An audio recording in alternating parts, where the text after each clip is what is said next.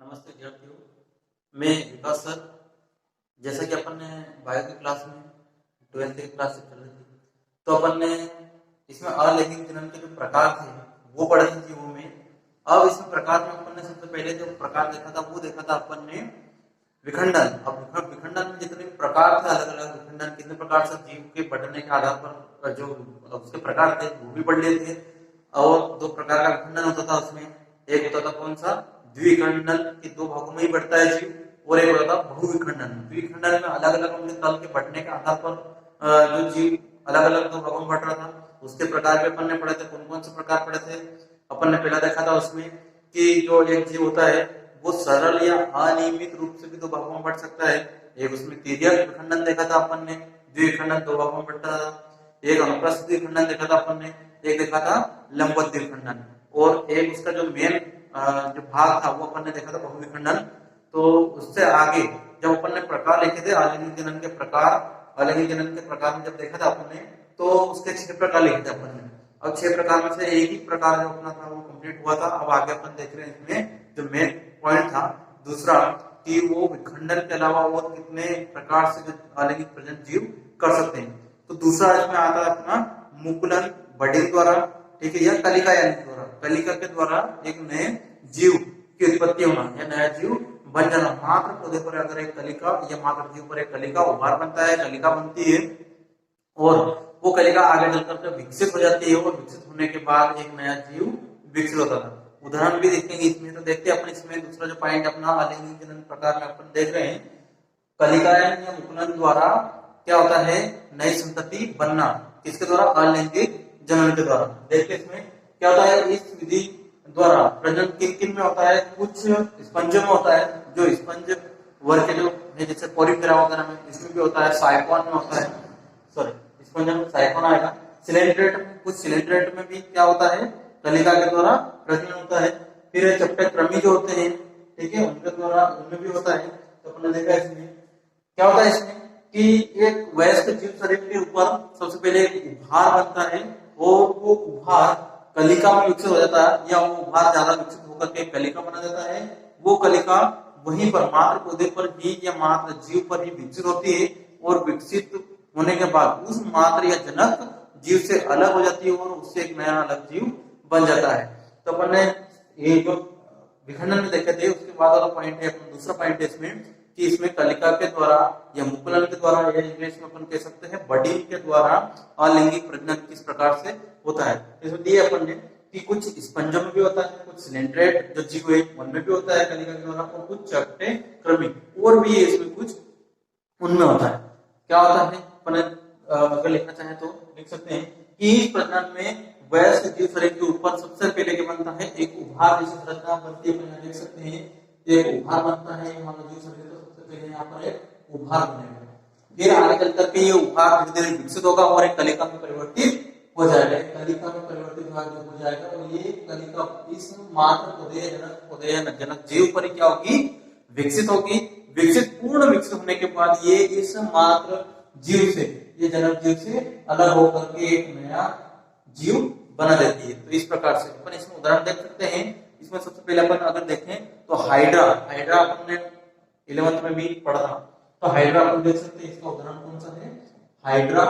Hydra या प्लेनेरियम में देख सकते हैं अपन कलिका के द्वारा प्रजनन कर सकता है। अब हाइड्रा का अपन देख लेते हैं इसमें कि हाइड्रा में किस प्रकार से उभार बनता है, उभार के बाद वो कलिका विकसित होती है और विकसित होकर के वो फिर जनक जीव से अलग होती है।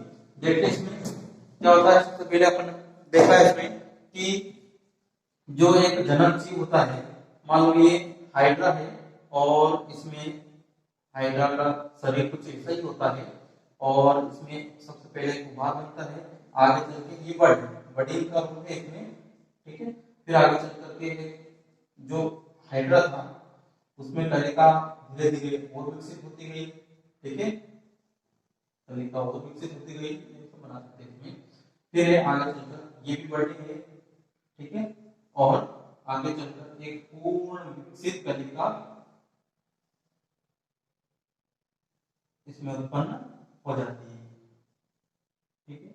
इस पूर्ण विकसित जो कलिका है वो उत्पन्न हो गई। अब ये क्या करेगी, ये जो कलिका है या जो बर्ड है, ये इस मात्र पौधे से क्या हो जाएगी, अलग हो जाएगी। और आगे चलकर क्या होगा, इधर देख लेते अपन, इसमें आगे चल करके ये क्या होगी, इस मात्र पौधे से क्या होगी, अलग हो जाएगी और ये नए हाइड्रा के रूप में, नए जीव के रूप में ये विकसित हो जाएगा, ये होगी नया जीव। तो इस प्रकार से अपन ने देखा है कि इसमें कोई लैंगिक अंग नहीं होते हैं, लैंगिक इकाइयां नहीं होती है, लेकिन ये प्रजनन करते हैं और आगे नए जीव को जन्म देते हैं।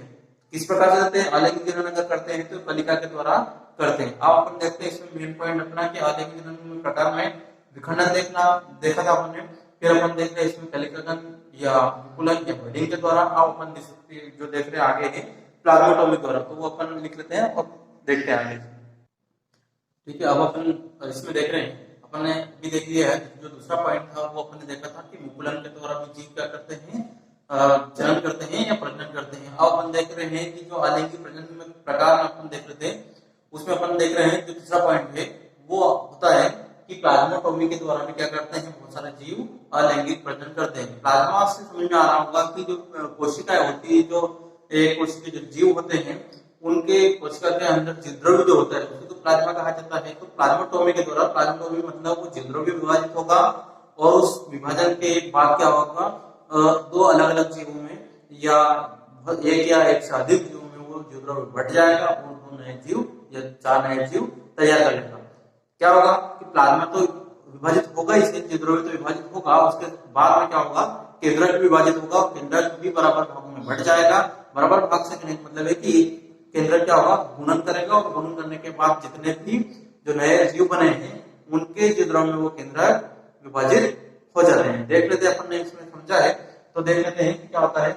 यह प्रजनन एक कोशिकीय, जितने भी जीव एक कोशिका वाले जो जीव होते हैं उनमें होता है और केंद्रक बहुकेंद्रिक जीव में होता है। ठीक है, जीवों में पाया जाता है। प्रजनन किसमें होता है, एक कोशिकीय जीव होते हैं और केंद्रक कितने होते हैं, बहुकेंद्रीय जीव जो जीव होते हैं उनमें पाया जाता है।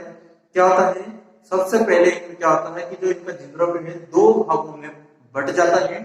बाद में जीवद्रव्य के बढ़ने के बाद में क्या होता है, केंद्रक विभाजित होकर पहले जैसी संरचना प्राप्त कर लेता है, संख्या प्राप्त कर लेता है। पहले जैसी संख्या प्राप्त कर लेता है कि अगर जीवद्रव्य बटा है उसमें केंद्रक 4 थे तो दो भागों में बटे, मतलब केंद्रक के बराबर पहले जैसी संख्या में हो जाएंगे। जैसा कि अपन देख रहे थे उसमें विभाजन कोशिका में देखा होगा, अर्धस्तरीय विभाजन में अपन देखा होगा, समस्तरीय विभाजन में देखा होगा। उस प्रकार से ये प्लाज्मोटोमी में भी क्या होता है, वही प्रोसेस होती है केंद्रकों के बढ़ने के। जब केंद्रक बढ़ते हैं, जीवद्रव्य बढ़ने के बाद जब केंद्रक बढ़ते हैं तो केंद्रक बढ़ने का जो क्रम होता है वो कैसा होता है, कोशिका विभाजन में अपन ने देखा था पहले। ठीक है, तो इस प्रकार से उदाहरण को अपन देख लेते हैं। ये इस प्रकार का जो विभाजन होता है, इसमें जो अलैंगिक प्रजनन होता है वो किसमें होता है, ओपेलाइना है। ठीक है, और पॉलीमिक्सा और भी बहुत सारे जो है जीव उनमें होता है। तो अपन ने इसमें देखा है जो प्लाज्मोटोमी के द्वारा। अब अपन देख रहे हैं गेम्यूल के द्वारा। प्लाज्मोटोमी समझ में आ रहा है आपको कि प्लाज्मा या जीवद्रव्य जो होता है उसका वजन होगा। अब अपन देख रहे हैं गेम्यूल के द्वारा। इसमें चौथा पॉइंट आता है अलैंगिक प्रजनन। देखिए, अभी अपन ने देखा इसमें कि जो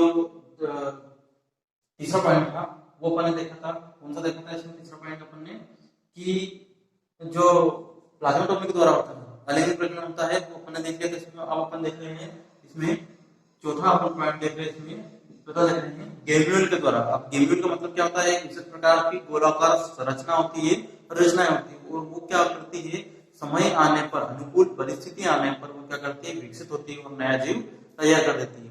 देख लेते हैं अपन जो इसका अलैंगिक जनन का जो प्रकार है चौथा वो अपन पढ़ रहे हैं इसमें, कि इस प्रकार के जो अलैंगिक जनन में क्या होता है कि कुछ विशेष प्रकार की जो रचनाएं होती है वो रचनाएं अनुकूल परिस्थिति आने पर, अनुकूल परिस्थिति तब आएगी जब वो विकसित होगी। अगर किन्हीं कारणों से मात्र या जनक जीव की मृत्यु हो जाती है तो उनमें जो गेम्यूल संरचनाएं होती है, गेम्यूल मतलब कोई विशेष कोशिकाएं होती है, वो विकसित होती है और उससे एक नया जीव तैयार होता है। तो लिख सकते हैं इसमें कि इस प्रकार के अलैंगिक जनन में जनन एक विशेष प्रकार की गोलाकार कोशिकाओं के समूह द्वारा होता है जिसे गेम्यूल कहते हैं, या प्लास्टोसिस्ट भी कहते हैं। उसमें जब किन्हीं कारणों से जनक जीव की मृत्यु हो जाती है तब ये रचनाएं अनुकूल परिस्थिति जब आएगी, जब ये इनके लिए अनुकूल परिस्थिति का मतलब होता है कि जब ये जिस सीजन में या ऐसी अनुकूल परिस्थिति आएगी कि ये क्या होगा, विकसित होगा, ये अपनी वृद्धि करेगा, तब क्या होगा, ये रचनाएं विकसित होकर नया जीव बना देती है। इस प्रकार से का जो जनन होता है वो कुछ स्पंजों में होता है। उदाहरण अपन देखना इसमें स्पांजिला, इसमें उदाहरण अपन देख रहे हैं, इसमें जो स्पांजिला है उसमें इस प्रकार का जनन पाया जाता है। किस प्रकार से करते हैं वो, गेम्यूल के द्वारा। गेम्यूल क्या होती है पहले समझना होगा नाम को, और अपन सबसे पहले नाम से पॉइंट लिख रहे हैं अगर तो देख लेते हैं कि इसमें गेम्यूल होता क्या है। गेम्यूल एक गोलाकार कोशिकाओं के समूह की एक रचना है, ठीक है, उसे अपन गेम्यूल कहते हैं या प्रोसेसिस कहते हैं, ठीक है। आगे चलकर अपने देखा है इसमें कि मात्र जीव होता है जिसमें गेम्यूल का निर्माण होता है, और वो मात्र जीव या अजनक जीव अगर किन्हीं कारण से मृत्यु को प्राप्त कर जाता है या उसकी मृत्यु हो जाती है तो ये गेम्यूल की संरचना पड़ी रहेगी इसकी, और जब इसकी अनुकूल परिस्थिति आएगी तब ये विकसित होगी और एक नया जीव बना देती है। उदाहरण अपन ये विशेष प्रकार से केवल कुछ क्या होता है स्पंजों में ही होता है। उदाहरण अपन देख लिया इसमें नाम, अगर एक नाम देख रहे हैं अपन उदाहरण में तो इसमें अपन ने लिखा है स्पांजिला, ठीक है। आगे अपन देखते हैं इसमें कि जो अगला होगा इसमें अलैंगिक जनन का प्रकार होगा वो होगा खंडी भवन या पुनरुत्थ भवन। खंडी भवन भी देख लेते हैं या पुनरुत्थ भवन देख लेते हैं, आगे चलकर देखते हैं पावर पॉइंट्स में।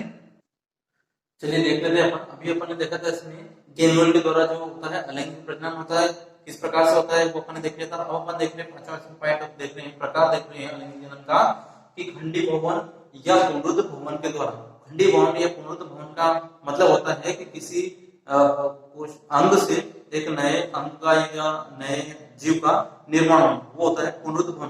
पुनः से क्या होता है निर्माण होना, किसी भी अंग से पूरे संपूर्ण जीव का या किसी स्पेशल अंग का निर्माण होना।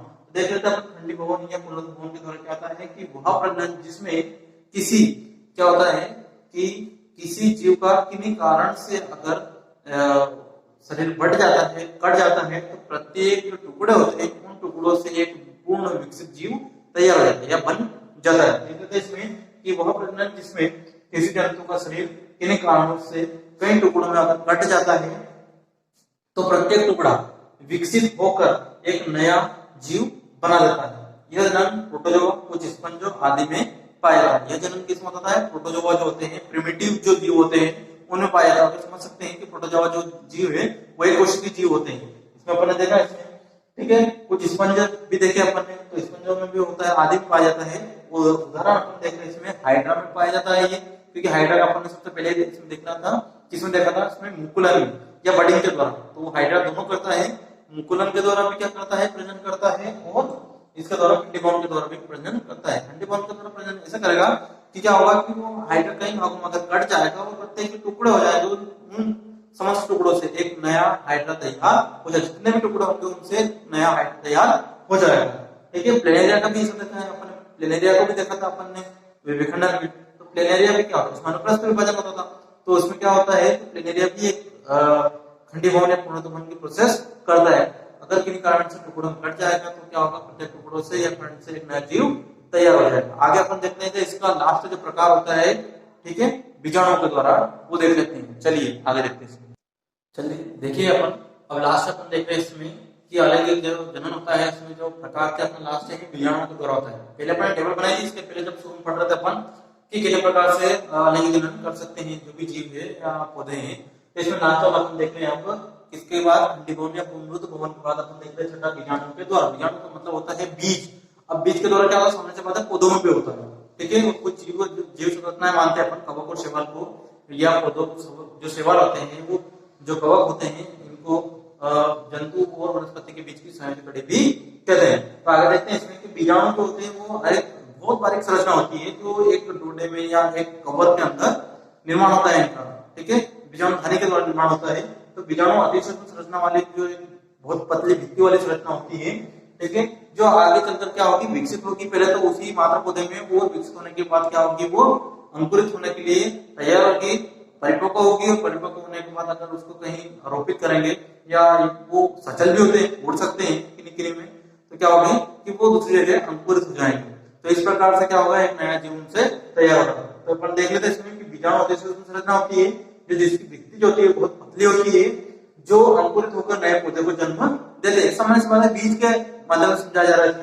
बीजाणुओं का निर्माण कवकों, शैवालों, ठीक है, प्रोटिस्ट आदि में होता है, ठीक है। तो इसमें अपने देख लिया है, उदाहरण में अपन कवक, शैवाल ले सकते हैं, प्रोटिस्ट ले सकते हैं इसमें कुछ, ठीक है। बीजाणु जो होते हैं सचल होते हैं और किसी में अचल भी होते हैं। टीचर होते हैं वो गति करते हैं, वो दूसरे ग्रह चले जाते हैं और वहां पर क्या होते हैं, अंकुरित होकर के एक नया जीव तैयार करते हैं। तो ये होते हैं अलैंगिक जो जनन होता है, प्रजनन होता है, उसमें प्रकार आपने देखे थे। सबसे इंपॉर्टेंट प्रकार आपने शुरू में पढ़ लिए। उसमें सबसे जो मोस्ट आईक्यू होता है वो पहले अपन ने पढ़ा था इसमें कि विखंडन के दौरान, विखंडन में जितने प्रकार है, तल के आधार पर, बढ़ने के आधार पर विखंडन में जो प्रकार देखे थे वो सारे अपन ने देख लिए थे। चलिए लास्ट अपना से जो इसमें प्रकार थे अलग अलग सारे को समझ लिए। इंपोर्टेंट इसमें से जो एक दो है शुरू में अपन ने पढ़ लेते हैं और ये भी जानकारी के लिए अपन ने पढ़ लिया। आगे चल करके अपन लैंगिक जनन या जो भी इसमें टॉपिक होगा वो पढ़ेंगे। धन्यवाद। और इसमें आप बताइए जो भी अगर कोई परेशानी आ रही हो, समझ में नहीं आ रहा तो अपने वीडियो को में नीचे जा करके अपन कमेंट कर सकते हैं, इसमें ये बता सकते हैं। ठीक है, धन्यवाद।